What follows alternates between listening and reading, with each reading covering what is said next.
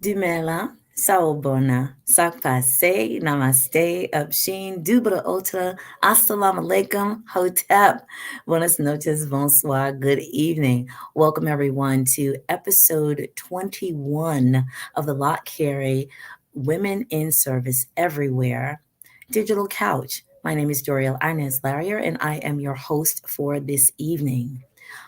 Based on the protocol that we know to call, let me give a welcome and a greeting from Reverend Emmett L. Dunn, who is the Executive Secretary Treasurer of the Lot Carey Baptist Farm Mission Convention, Reverend Dr. Gina Stewart, who is our President, Dr. Jesse Williams, who is our first Vice President, Dr. James Victor, second Vice President, and of the Lot Carey Women in Service everywhere, we have Reverend Dr. Angelita Clifton, Reverend Dr. Brenda McBorough, the first vice president, and Sister Lynette Richardson, who is our second vice president.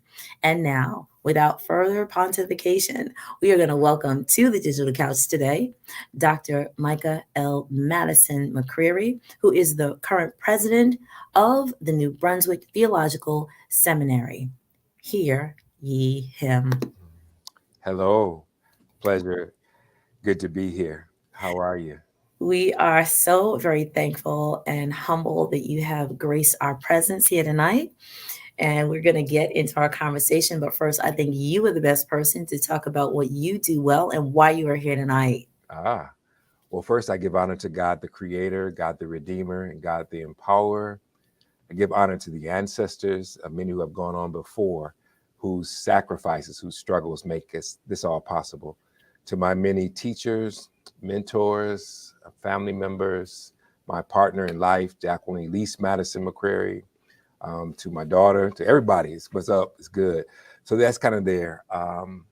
Why am I here? I don't know. I'm good at what I do. I love what I do. I was a pastor for about 30 years and actually pastored for 17 of those years with my wife. And another 11, we were on staff together with John W. Kinney down in Virginia. I was also a professor of psychology for about 24 years and have been a licensed clinical psychologist. So those three things have really just converged to make me who I am and to really be happy. I'm now president here and love it. It's the fulfillment of the destiny, the dream. So yeah, that's kind of me. And I think there's another little tidbit that you left out. So the current location that you are at has some history in the country. Do you mind sharing that with us? New Brunswick Theological Seminary. Yes. So the fact that we're one of the oldest seminaries, organized in 1784 in New York, in the Bronx, and then came over to New Jersey when the founder and first president of the seminary became the fourth president of Rutgers, which was then Old Queens. And so we've been around for a minute. I am honored to be the first person of color to be the president, man of color to be the president of this institution. And it's been interesting. It's been interesting to watch the shift in theological studies. A number of sisters and brothers are now becoming heads of both, not just HBCUs or historically Black seminaries, but also historically white seminaries. And that's an interesting piece right there. And that is definitely something to be commended. And that is what gets you right there. Amen. Well, it's good to be here. I see this as an honor. My wife wears the Thursday Black all the time. And so it was like my time to join her today and join in the Women in Black.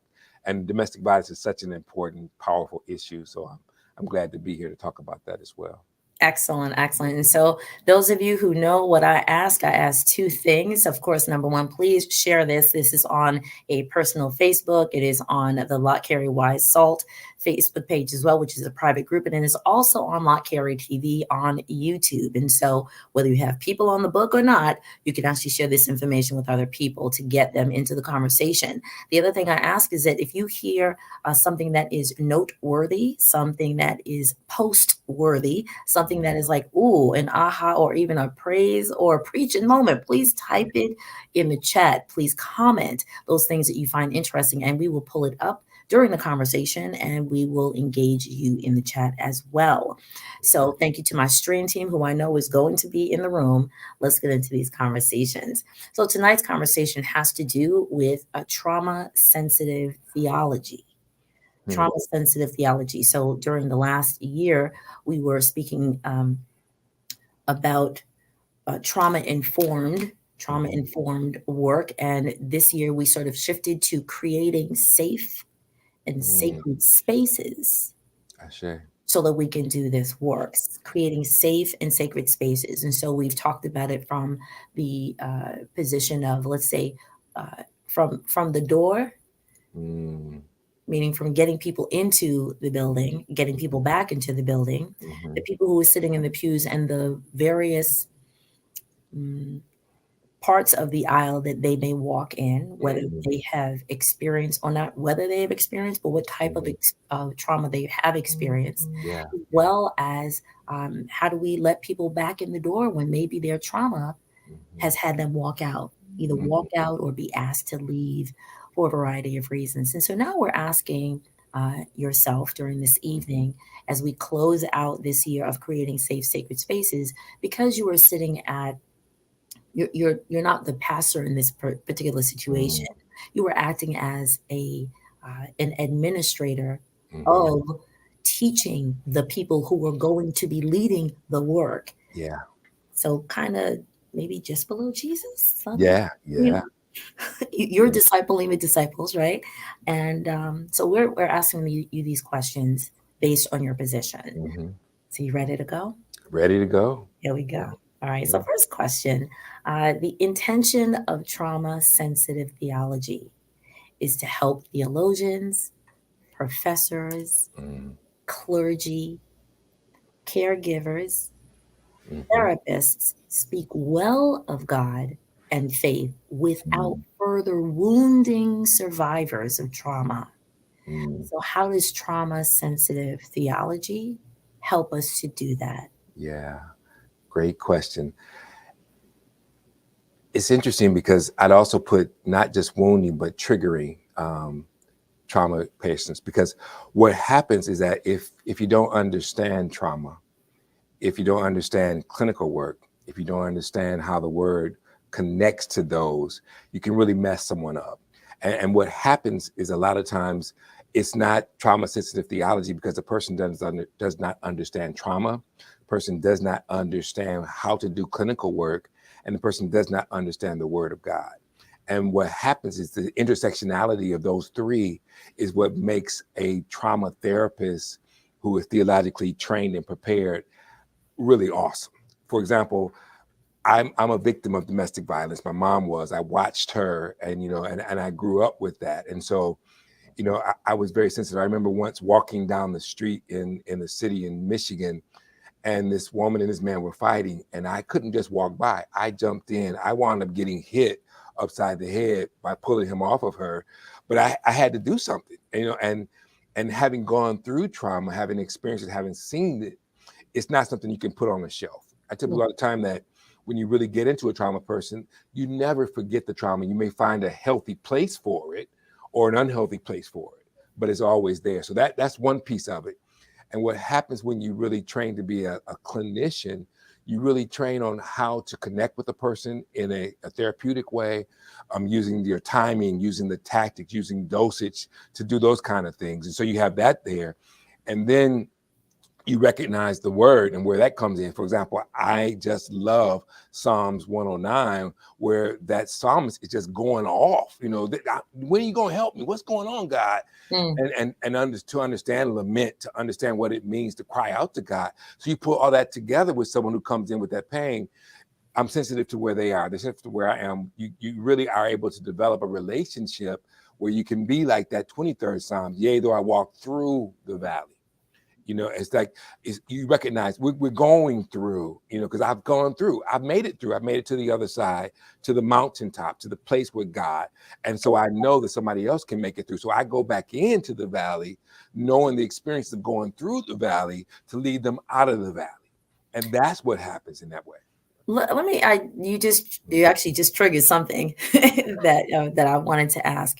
Are people who are trained to do this work, must they go through their own level of counseling or therapy to identify the space and the place that they sit in so that they can serve? Because in from my understanding, let's say someone who's doing work in rehabilitation, substance abuse, Mm-hmm. some of the best people to do that work Mm-hmm. are those that have worked through that themselves. Mm-hmm. So is it true that someone who does, let's say, Mm-hmm. clinical psychology, or therapeutic work or psychiatry, must they go through some form of, maybe let's you sit on the couch first so I can see where Mm-hmm. you're coming Mm-hmm. from before I Yeah. license you to go Yeah. out and prayerfully bring harm and bring healing and Yeah. not more harm?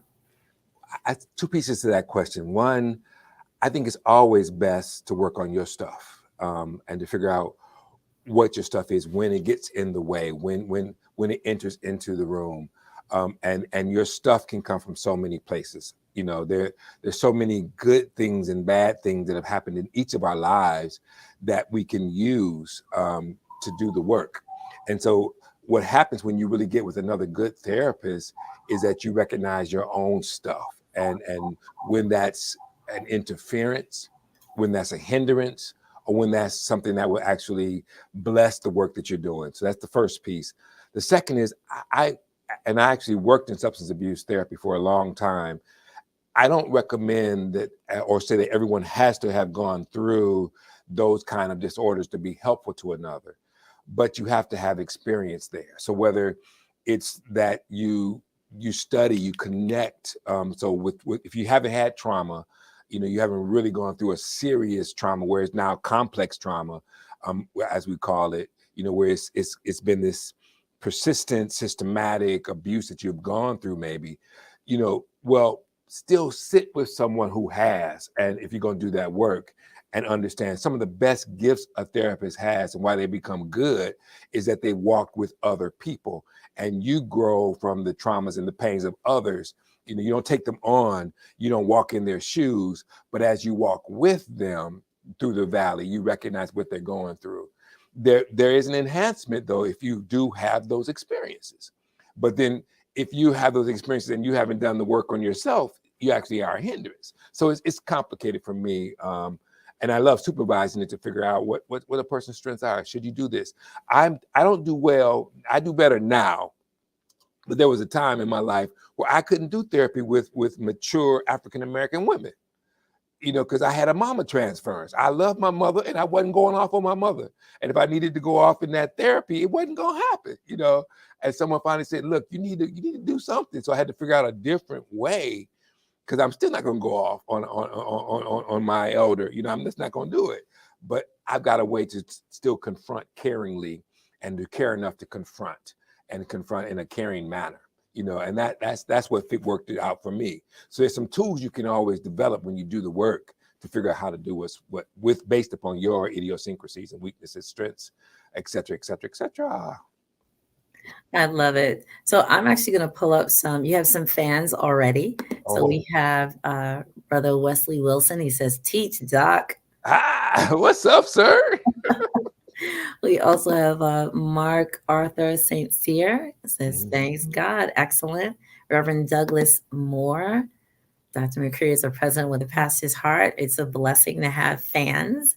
So folks, please You're make my, sure that you're you my share people. this. And if you hear something that is just very noteworthy and should be captured, a gem that he may say, because he's going to be dropping a lot of them, please type them in the chat and I will definitely bring them up to the stage here. But if you are on Facebook, you have to click that blue link that says you give permission for us to identify your name, or we'll have to say, "Hi, Facebook user." Okay, excellent. Thank you for sharing that. So why is it back? Okay, so it's argued that care of traumatic wounding must include all dimensions of the human person, Mhm. including our spiritual practices, religious rituals, community participation, as well as our theological thinking. Why is it important to appreciate this holistic approach? Before you say that, something that you just said a moment ago, it appears now in the last 15 years or so that yes, we need Jesus, but we could use Jesus and a therapist. So now, why is it important to appreciate this holistic approach? It's because the sequential stress that happens that causes trauma needs a really powerful intervention. And for me, talking about Jesus, he shows us that because it's not just the economics, it's not just the class issues, it's not just the political issues that mess with us. He came and said, no, it's not all that. It's about my relationship with my Father. That's where the power comes from. And so I think a lot of us don't recognize that the Jesus piece is about relationship. It's not about the political system. It's about relationship. Therapy is about relationship. Church is about relationship. Spirituality is a relationship. You and I have become sister and brother, because of relationship, because of the energy, the spiritual energy that's here. And if we don't channel that, we don't connect in a way where we can do the heavy lifting, the heavy work that it takes to liberate a person. Someone who is just messed up with pain in their life is not just going to get better because you wish them to get better, because you preach them to get better. You got to get in there. I love it when folk take the word on Sunday and then break it down to study it on Wednesday and then begin to apply it on Thursday. I mean, it's a complicated piece, and nothing that the Lord gives us is just that simple, and what I love about relationship is that being a good therapist who knows the Lord, they've got two ways of relating. So Right. you're not just relating on one level, you're relating on two levels. And that's the piece. It's like it's not either or, it's and both. It's both that. You're right. It's You're right. I mean, and it's like if I go, I'm a black belt, I'm a fighter. Okay, I'm gonna be honest. But if I go out, I ain't going out with no whack preparation. I'm gonna get ready, and when we enter into Right. the arena, because I don't know what you bringing. And too many folk, whether it's in church or in the therapy room, you don't know the pain the person is bringing. And if you're not prepared to that level with all my tools, I want every possible tool I have available because I don't know how I'm going to need it. So, yes. And so on that note, yes, let us just put on the table that there are preachers. Yes. Wait, okay. There are preachers. There are preachers. There are teachers. There are teachers. There are therapists. There are therapists. There are counselors. There are counselors. There are psychiatrists. There are psychiatrists. There are psychologists. There are psychologists. Social workers. Right. There are social workers. Sometimes the preacher can possibly also be a therapist or a counselor or a psychologist, but it's not always the case. It's not. It's not. And sometimes people try to blend all of them together. Yeah. But if you're not trained that way, you can mess somebody up. If you just went to seminary, yeah, and you didn't go to school for social work, yeah, you may be able to send them to the yellow pages that we used to have back in the day. But can you actually sit there and do like a whole therapeutic session? Please don't jack somebody else. There's some awesome, phenomenal expository preachers who develop that into some counseling stuff. And they wound up getting sued because you can't just take that and use that way, and that's nothing against the expository, powerful way of preaching, and those of us who are therapist preachers actually preach in a way that is very therapeutic, so that part is there. But even after that Sunday morning hallelujah, you got to understand, is this biological? Is this, environmental? Where is this familial? Where are the stressors coming from? Is it, I cannot drink, not because I got this religious piece against drinking. I've got a gene that just messes me up anytime alcohol gets the system. And so, I had to find that out and figure it out. Don't know, they pledging me and they wonder why this boy acting so crazy. It's not, it's because of the gene. And so if we don't get all that, we can hurt somebody who's already hurt. Right. So some people don't recognize that some of their constituents have one foot on the banana peel, but the other one is about to step on the end. Yeah. Of what you say or what you suggest or what you may place that person into a situation may make it a little bit slicker than what they already are exposed. And that person who's already vulnerable needs protection, not abuse. Right. So I'm going to thank you, Robin Joseph. She said, say it again. Thank you, Dolores Brady. Amen. Okay, Facebook users, I'm going to put you up there. The Village. Yes. Right, The Village. Thank you so much. All right, so this model of this holistic approach, how is it different? How is it different from what we currently do? So we kind of like touched on that, right? We said sometimes someone can like just do the preaching, but they may try to strap on or add on a little bit. But the reality is that we need, as the last person just said, I'm going to sort of take it out of context. Maybe we need a village approach. Yeah. Right? It's not just you're going to church. And so also let me throw in there, it is part of the conversation that, again, like over the last 15, 20 years, and I don't know what it was, or let's say 20, 25 years, that we have morphed outside of the church walls to include, other, what we now title mental health professionals into the work of healing. I don't know what, maybe you know better. I don't know what where that shift came from. It's a blessing of a shift that we're not shamed because we want to chat with someone, right? It wasn't too long ago that it was just pray about it. You're not praying enough. You gotta fast more. You gotta get on that morning's bench. Be late prostrate. What happened that we started incorporating mental health professionals into the spiritual work? When did that happen? I think it happened around 1968 with the organization of the Society of Black Psychologists. They really began to look at culture and recognizing that church is another form of culture, and began to say, as we look at, the African ways that we do things and the unity and the family piece, that bring that in and recognize that the church is a piece there. I think it wasn't Black psychologists that really saw this total dichotomy between the church and psychology. That's Freud. That's some other folk. Okay, we just don't see it that way. It's always been the shaman, the storyteller, the person who was doing the healing. The guru. All those folk were together in our culture, and so I think waking us up to doing it the way that we do it is really there. And even when you understand what it takes to do psychology, the first thing I want to do is I want to understand the person. I mean, okay.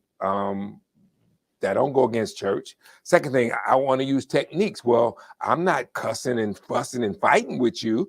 I'm just looking at what are some ways to do family systems work for me. What are some ways to do Rogerian ways? Using those techniques that way. You look at, you need a strong relationship. What does that? You need effective models. I mean, so it's not antithetical to our spirituality. That's the piece that's there. It's not going to unsave you. And if it will unsave you, then maybe you weren't saved in the first place. But that's a whole other story. Right. So this just sparked something in my mind. And please, thank you so much, people who are dropping in comments. And even if you want to ask a question, I'm going to ask a question. I've done this a couple of times. I'm not asking for an answer right now. I'm just asking for it to be like a little a pin that's dropped on a bathroom floor where you can hear the reverberation. Just marinate on this. Okay. So you mentioned Rogerian, let's say, theology. Maybe you want to drop in some Freudian or like Hornai, or I am in the education field, so my field is like people under the age of 18. So I'll talk about Bronfenbrenner and bioecological theory. I'll talk about Vygotsky. I'll talk about Piaget, etc. Right? Yes. Anybody that we study? They got it from us. No. Right. Who's from the continent? I'm just asking. So when you brought up like the Association of Black Psychologists, or even like the Association of Black Sociologists, right? Talk about who are my favorite people, like Nathan and Julia Hare, Malefi Keti Asante. Come on, let's see who else. Kawanda The Kundufu, right, Kawanja, Nakeem Akbar, you know. Dr. Amos Wilson. Come on, Yes, people. I need you to drop this in as well.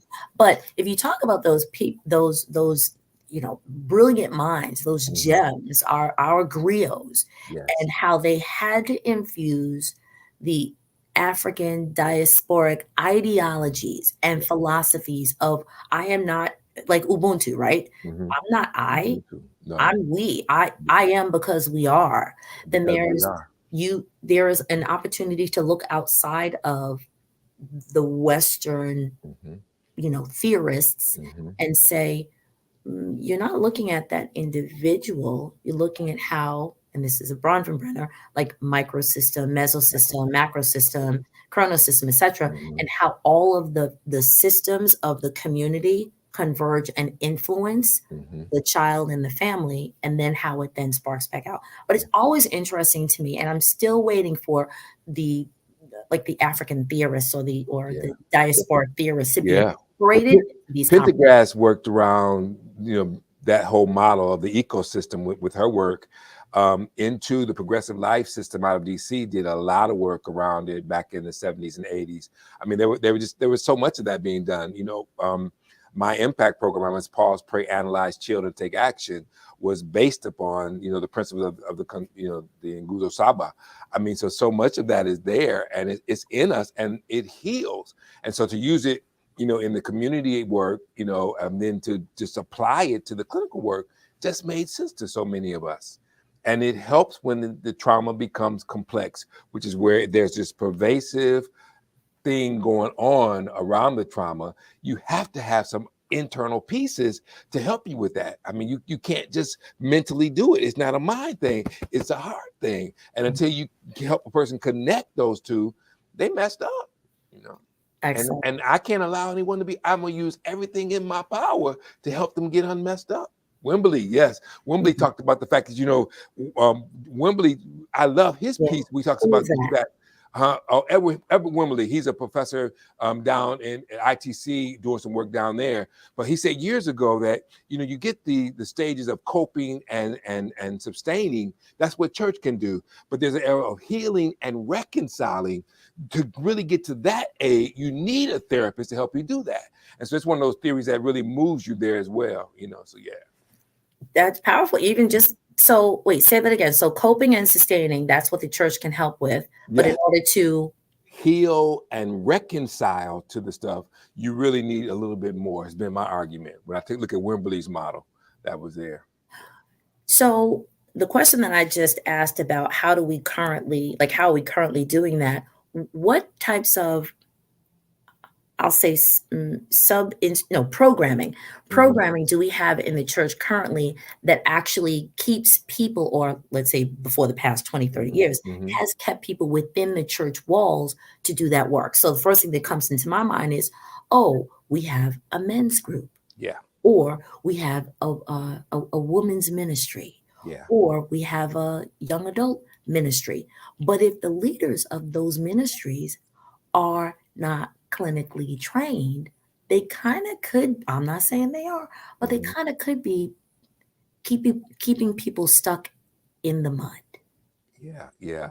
But if you become, I love that.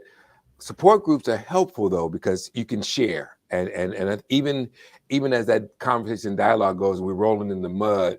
As I become comfortable in the mud and I recognize my mud can actually protect me from rays and sunshine, things that would burn me up.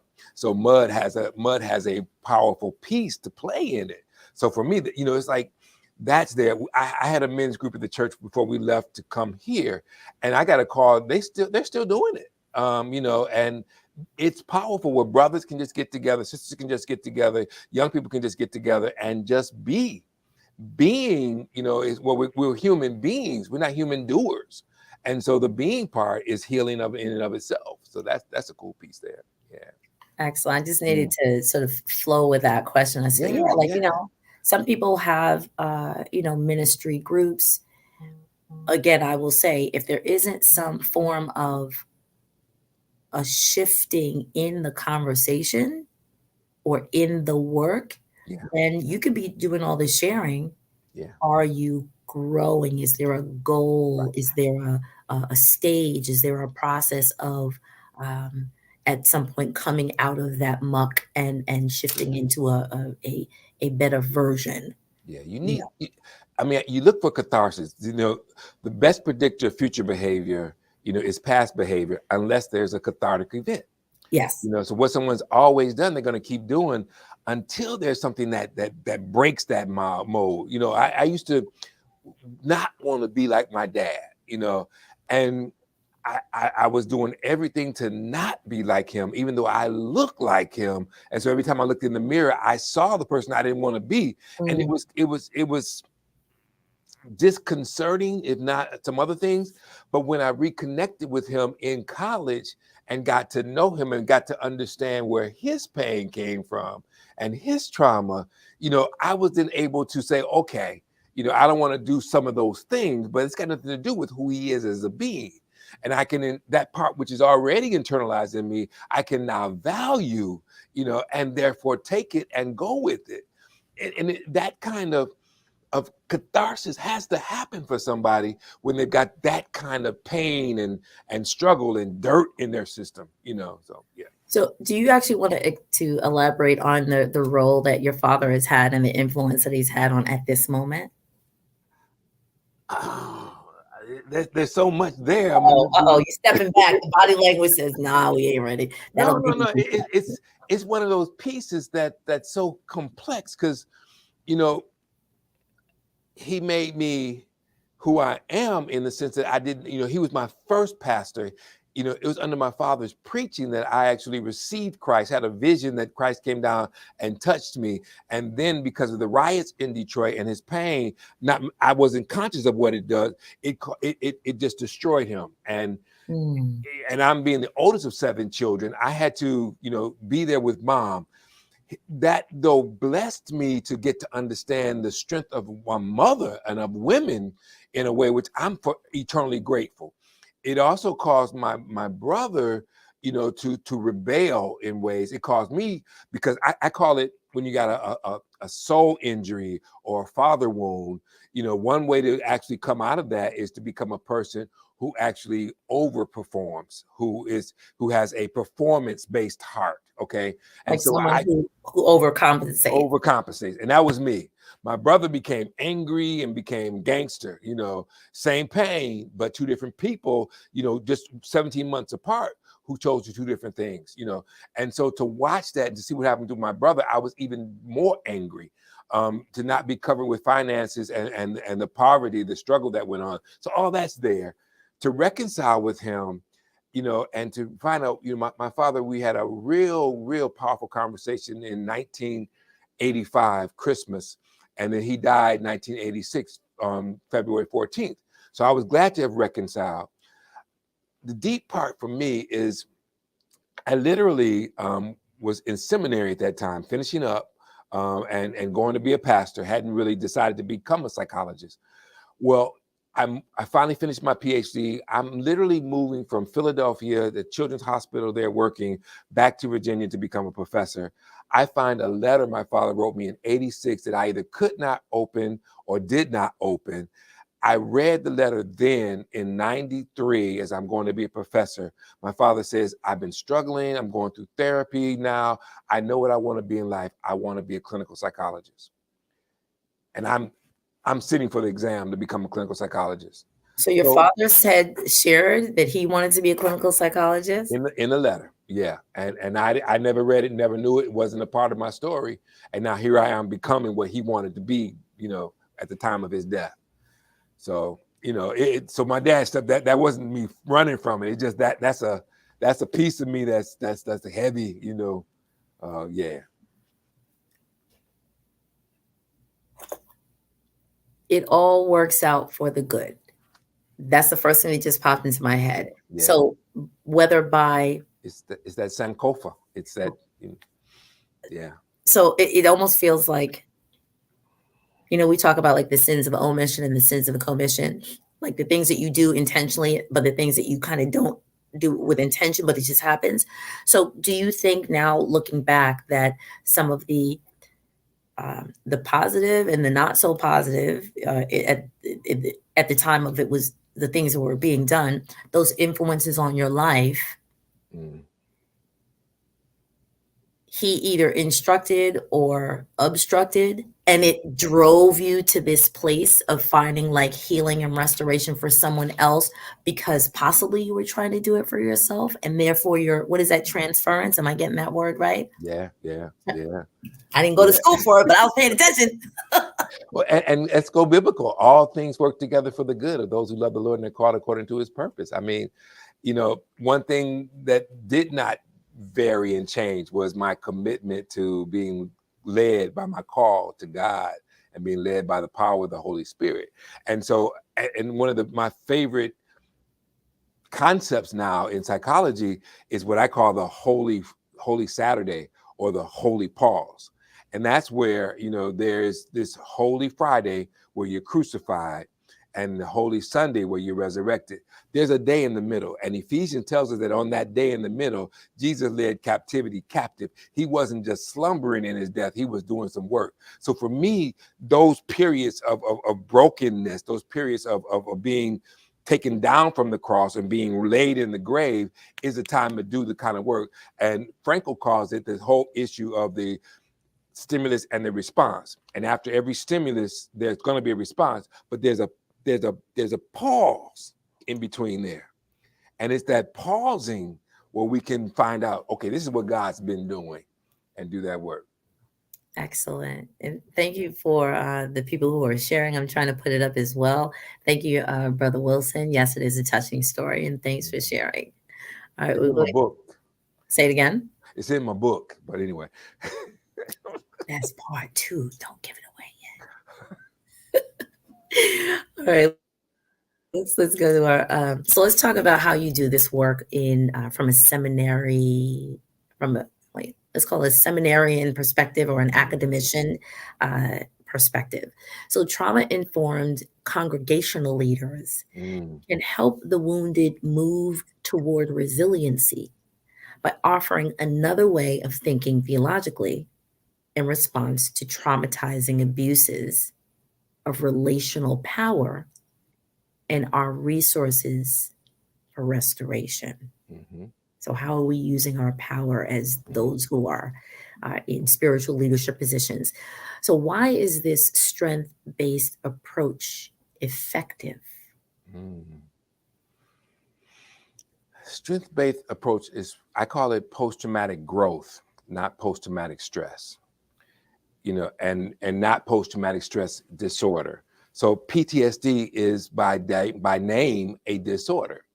But when you really focus on a strength perspective, you're saying, no, it's post-traumatic, yes, but it's post-traumatic growth. How can I grow? Like I was just sharing about my dad. How can I grow from what I went through, from what I've been through?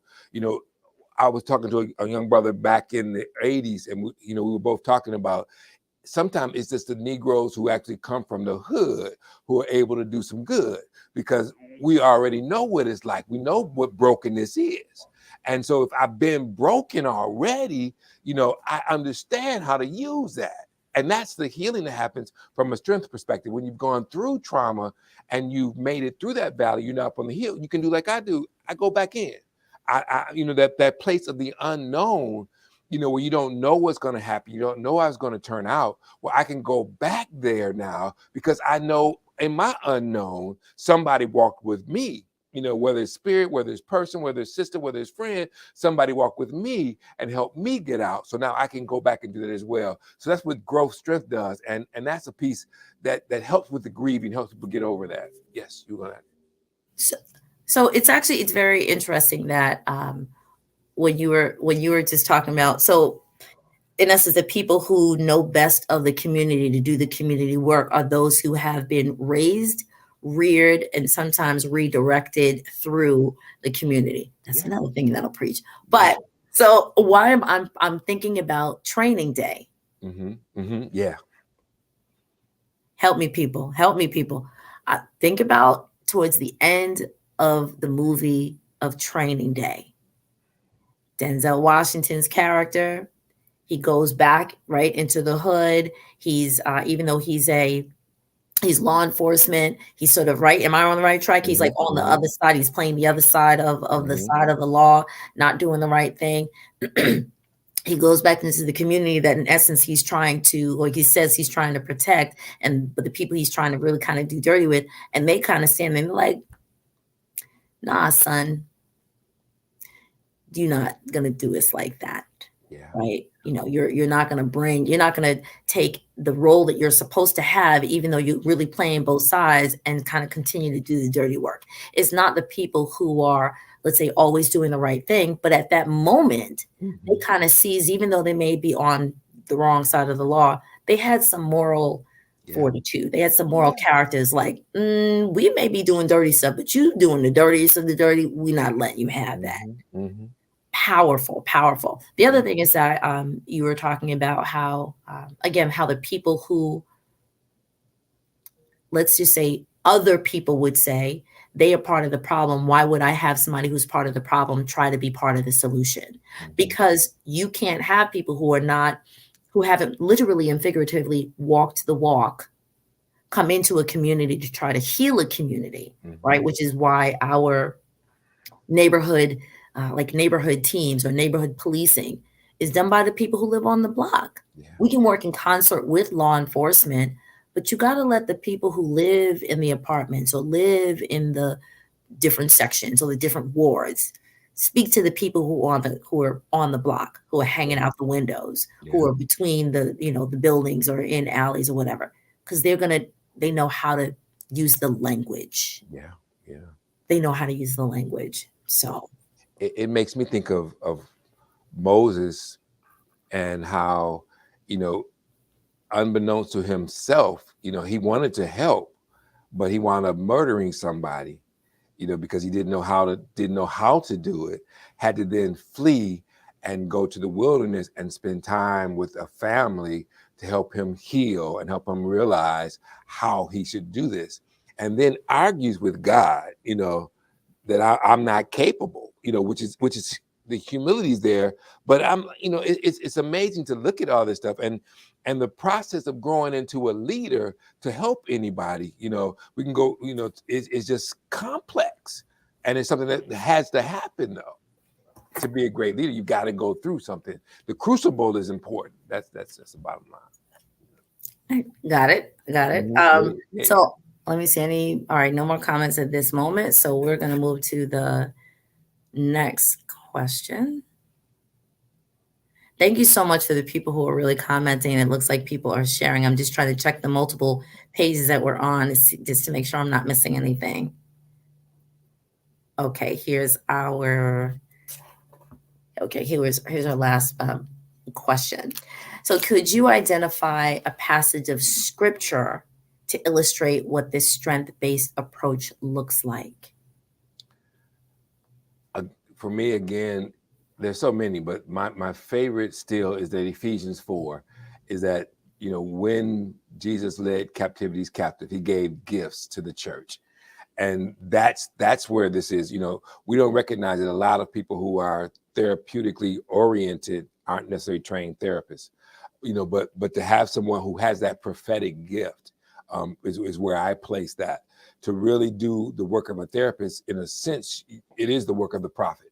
And it's to see into somebody's pain, see into somebody's trauma, see into somebody's hurt, intimacy, into me you see, to see into that, is just a cool piece. That's where the prophet comes in.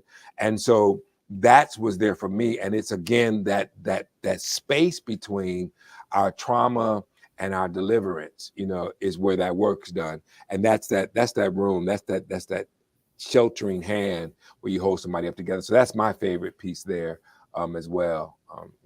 Okay, so I put it in the chat. So for those people who need to go do a little refresher, or maybe you need to print it out, put it on your refrigerator, print it out, put it on your front door, print it out, put it on your mirror so you can take a look, so you can remember, not just for other people, but for yourself, where our strength comes from. Mm. Okay. Last question. So, what are some important things we should know about developing a trauma sensitive theology as we're coming to as we're Yeah, coming to yeah, this yeah. conversation? I think that context matters. And even in understanding the word, everybody wants to be literal, and I'm not going to get into a whole Old Testament, New Testament thing about what's the literal. That's cool, but the word was actually said in context and given in context, and it healed in context. And so, when we ignore context, that can inform us and help us do the work. When we ignore where someone is with that's there as well. So I think when you think theologically, you're thinking narrative, you're thinking story. And the story is not yet over. You're thinking story. And when you're thinking story, you get to hear. I mean, one of the things you did for me we came on, and just got to hear each other and understand story. That's just powerful there. I use the final piece for me. I use the model called where it's releasing, lamenting, reflecting, waiting, and acting. So that's releasing, Wait, lamenting. I'm gonna type it in the comments. Go ahead. Okay. Releasing, lamenting, reflecting, waiting, and acting. Okay. And that's to me, because the first part of it, that releasing is a process of being humble.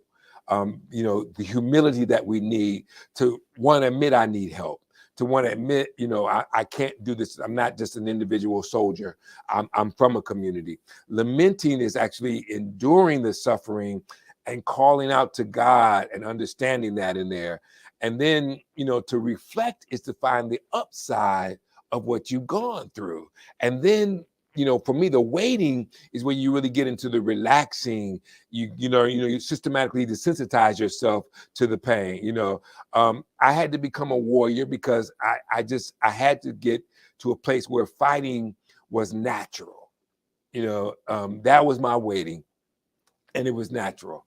And then the last is the problem solving piece where, now it's time to act. It's time to do some things with what you've learned and what you develop. More folk, become so comfortable and so kindred with their trauma and their pain that they can't leave it and let it go. So how do you resign yourself to going into martial arts when we are supposed to be peacemakers? I'm being sarcastic. When Yeah. we're supposed to be, holy. We're just supposed to pray it away. How do you go to either getting on the mat or putting up dukes or how'd you do that? Because of the social programs my church was doing, we found out from the FBI that we had been put on the burn list. We were going to be attacked.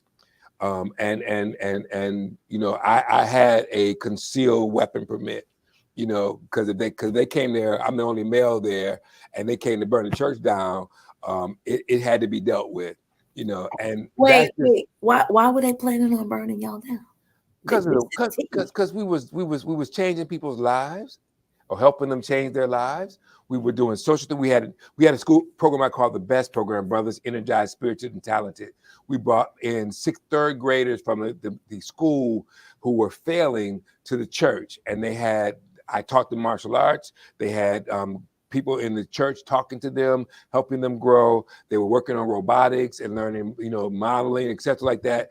And in the Karamu, when they were, showing their parents their products, they were proud. They went from being the worst identified to the best in the classes. I mean, we were just doing stuff. And, the Sankofa Institute was just doing stuff, and they just were not feeling us. And so they wanted to take us out. And so you were actually utilizing for those who may not know, an African theology or a paradigm. Let's use a paradigm / framework of the Nguzu Saba, which is from who? Dr. Maulana Karenga, who instituted Kwanzaa. Those of you who say we need not participate or celebrate or recognize Kwanzaa, it's not about the seven candles. It's not about the language. It's about the paradigm. It's about looking at the community. It's about looking past, not past as if we're not looking at it, but looking prior to not just our time 1619 moving forward when and you can find scriptures to undergird each one of the principles. So whether it's self-collective self-responsibility, cooperative economics, I mean, all those are in the word. And so we just put those and connected the two, like, hey, and move on, but I love it. I love it. So in essence, realistically, you were on the watch list and you had to make sure that hold on a second. Thank you. Sorry. Listen, that's another conversation. We can talk about that too. But let me put this last comment up from Reverend Douglas Moore. This is a good one. This will probably be the last question. How can the Academy help pastors to develop preaching language that embraces a trauma sensitivity? Because so many of our preaching idioms are quite harmful. You know what, Reverend Moore, I'm going to ask you to say more about that. Can you possibly give, while Dr. Micah McCreary is giving a little extrapolation on that, what preaching idioms do you hear? And actually the cacophony of people who are here, we can probably roll in the comments some preaching idioms, because y'all know it's at the tip of your tongue. So just drop in the comments and I'll bring them up. But Pastor McCreary, please say more about that. I think back to Henry Mitchell, using narrative in preaching. We've gotten away from it of actually, telling the story. To me, that really embraces what goes on. It's like, to look at it that way. I think, again, I mentioned lament is another piece of it. I think really looking at it from a perspective of the situation, complication, resolution is helpful. But there's a model that you can actually look at where it talks about what are the root pains that a person goes through, what are the things that have gone on in their life that you want to address in your sermon. So when you actually identify those, I used to take a line down the middle of a sheet of paper and put down here, what's the root cause? How does it manifest itself? Both in the text and into the person.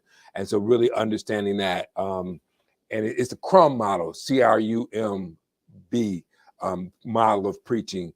It really is one that will help someone to figure out how to get to the trauma part of it when they're actually preaching, to do it as well. How does the gospel then speak to that root behavior? How does it bring about new behavior and transform them that way? Will be one of my thoughts on that one. So this is a masterclass. So what is the CRUM model of preaching? I put down the acronym, but I don't know what Well, CRUM is the name of the author. And so it's an old book. I don't know if it's in published anymore. C or K?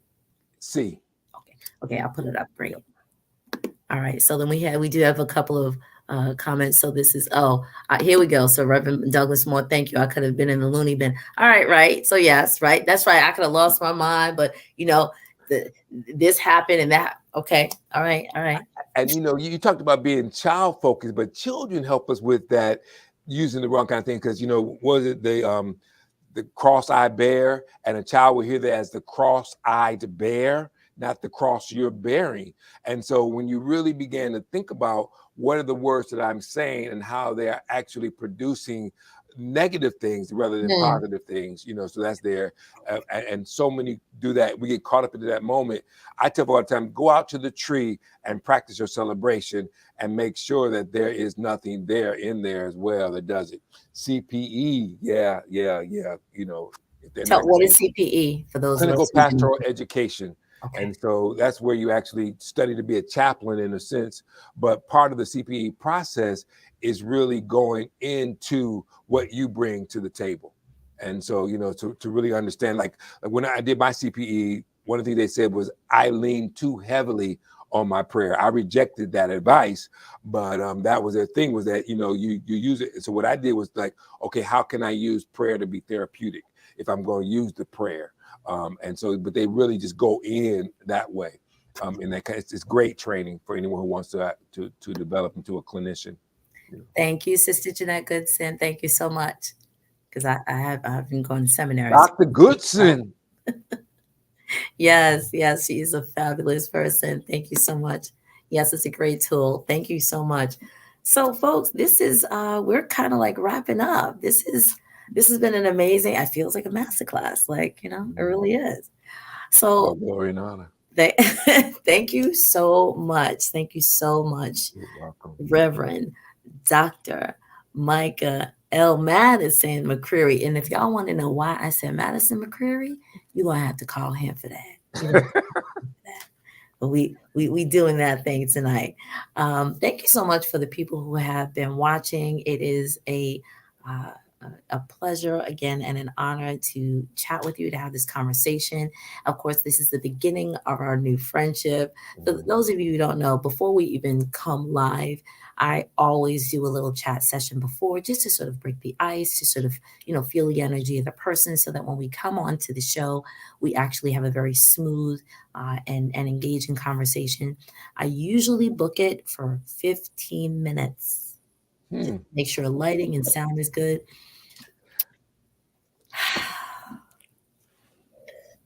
How long were we on? About 50. It was about 50 minutes.